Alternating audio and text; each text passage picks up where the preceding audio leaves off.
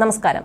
നിരവധി ആരാധകരുള്ള മലയാളികളുടെ സ്വന്തം ലാലേട്ടനാണ് മോഹൻലാൽ. പ്രായഭേദമന്യേ ആരാധകരുള്ള നടനാണ് അദ്ദേഹം. കുസൃതി നിറഞ്ഞ ചിരിയും ഒരു വശം ചരിഞ്ഞ തോളുമായി മോഹൻലാൽ കേരളക്കരയുടെ മനസ്സിൽ ചേക്കേറിയിട്ട് വർഷങ്ങൾ പിന്നിട്ട് കഴിഞ്ഞു. ചിരിപ്പിച്ചും ചിന്തിപ്പിച്ചും കരയിപ്പിച്ചും മോഹൻലാൽ എന്ന നടന വിസ്മയം തിരശീലിൽ ആട് തീർത്ത് എത്രയോ മികച്ച കഥാപാത്രങ്ങളുണ്ട്. ഇനിയും ചെയ്യാനിരിക്കുന്നത് അതിലേറെ മികച്ച വേഷങ്ങളാണ്. മീശ പിരിച്ച ലാലേട്ടൻ വേഷങ്ങളോട് ഒരു പ്രത്യേക ആരാധനയാണ് മലയാളികൾക്ക് ഇന്നും. വലിയൊരു ആരാധക വൃന്ദം തന്നെ അദ്ദേഹത്തിനുണ്ട്.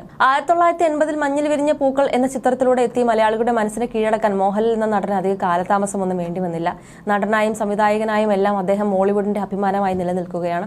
അദ്ദേഹത്തെ പോലെ തന്നെ അദ്ദേഹത്തിന്റെ കുടുംബത്തെയും പ്രേക്ഷകർക്ക് ഏറെ ഇഷ്ടമാണ്.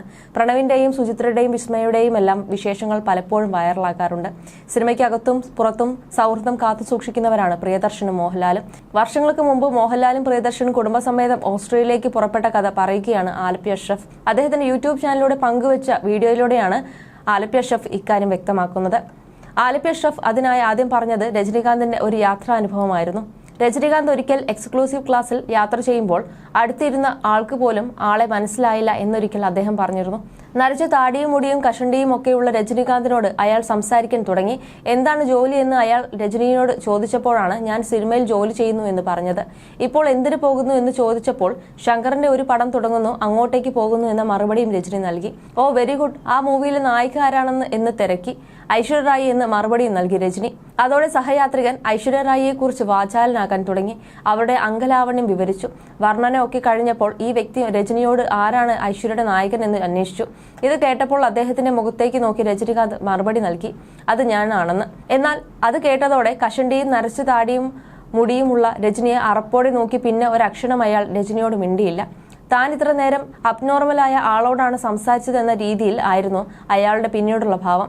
ഇക്കാര്യം രജനി തന്നെ വെളിപ്പെടുത്തിയതാണ്. ഇങ്ങനെയുള്ള യാതൊരു ബുദ്ധിമുട്ടുമില്ലാതെ പ്രിയനും ലാലും ഓസ്ട്രേലിയയിൽ എത്തുകയും ചെയ്തു. എന്നാൽ പിന്നെയാണ് കുട്ടികളുടെ കളിപ്പാട്ടം എടുത്തില്ലല്ലോ എന്ന് ലാലിന്റെ ശ്രദ്ധയിൽപ്പെടുന്നത്. ലാൽ കല്യാണിയോടും പ്രണവിനോടും ചോദിച്ചു, മറന്നുപോയി എന്ന മറുപടി നൽകുന്നു. എന്നാൽ ശ്രദ്ധക്കുറവിനും ഓർമ്മക്കുറവിനും സുചിത്രയെയും ലിസ്റ്റിയെയും വഴക്ക് പറഞ്ഞു. ഒരു ക്ലാസ് തന്നെ എടുത്തു നൽകി. ഇനി നിങ്ങൾ ഒന്നും സൂക്ഷിക്കേണ്ട, ഞാൻ തന്നെ എല്ലാം സൂക്ഷിച്ചോളാം എന്ന് പറഞ്ഞ് എല്ലാവരുടെയും വിസയും പാസ്പോർട്ടും പണവും എല്ലാം ലാൽ തന്നെ സൂക്ഷിച്ചു. എയർപോർട്ടിന്റെ വെളിയിൽ ഇറങ്ങി 5 മണിക്കൂർ യാത്ര. ആ യാത്രയിലെല്ലാം എല്ലാവരെയും ഉപദേശിച്ച് മോഹൻലാൽ പക്ഷേ പിന്നെയാണ് തിരിച്ചറിഞ്ഞത് എല്ലാവരുടെയും പാസ്പോർട്ടും വിസയും പണവും അടങ്ങുന്ന പെട്ടി എടുക്കാൻ അദ്ദേഹം മറന്നു എന്ന്. പെട്ടെന്ന് തന്നെ എയർപോർട്ടിൽ പില്ലറിന്റെ അരികിലേക്ക് എത്തി. ഭാഗ്യത്തിന് പെട്ടി അവിടെയുണ്ട്. പക്ഷേ ഇതിൽ നിന്നും ഒരു കാര്യം മനസ്സിലാക്കാം, എല്ലാവരെയും ഉപദേശിക്കാൻ വളരെ എളുപ്പമാണ്, പക്ഷേ പ്രാവർത്തികമാക്കാനാണ് പാടെന്ന് ആലപ്പി അഷ്റഫ് പറഞ്ഞു.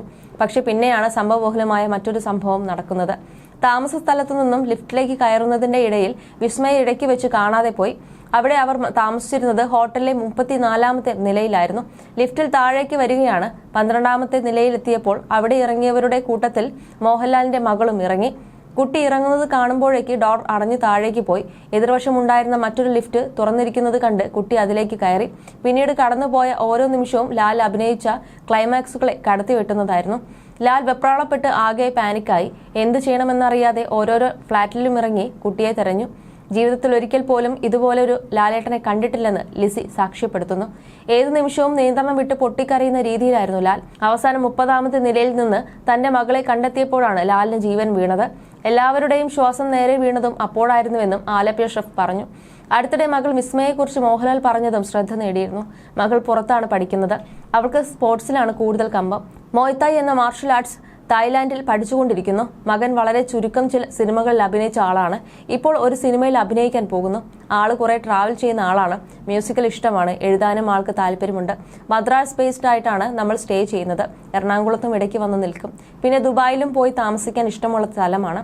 സിനിമ അഭിനയം എന്നതിലുപരി മക്കൾക്ക് എപ്പോഴും ആർട്സിലാണ് കൂടുതൽ താല്പര്യമെന്ന് മോഹൻലാൽ പറഞ്ഞു. അതേസമയം സംവിധായകൻ പ്രിയദർശൻ മോഹൻലാലിനെ കുറിച്ച് പറഞ്ഞ വാക്കുകളും ഏറെ ശ്രദ്ധിക്കപ്പെട്ടിരുന്നു.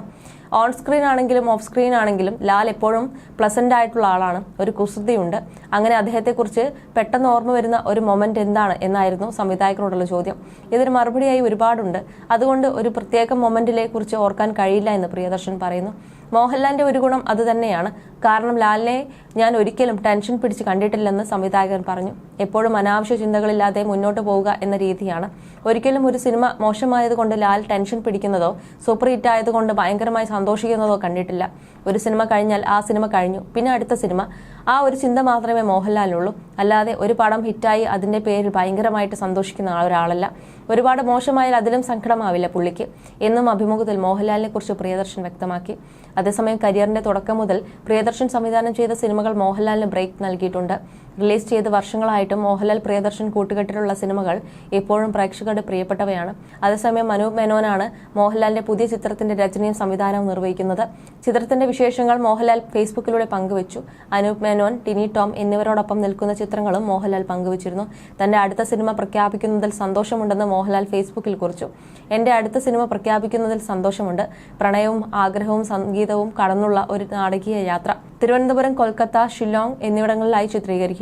അനൂപ് മേനോൻ രചനയും സംവിധാനം നിർവഹിക്കുകയും ടൈംലെസ് മൂവീസിന്റെ നിർമ്മാണത്തിൽ BTS എന്ന മികച്ച ടീമിനെ ഉൾപ്പെടുത്തുകയും ചെയ്യുന്ന ഈ സബ്ജക്ട് എന്റെ ഹൃദയത്തോട് വളരെ അടുത്തു നിൽക്കുന്നു.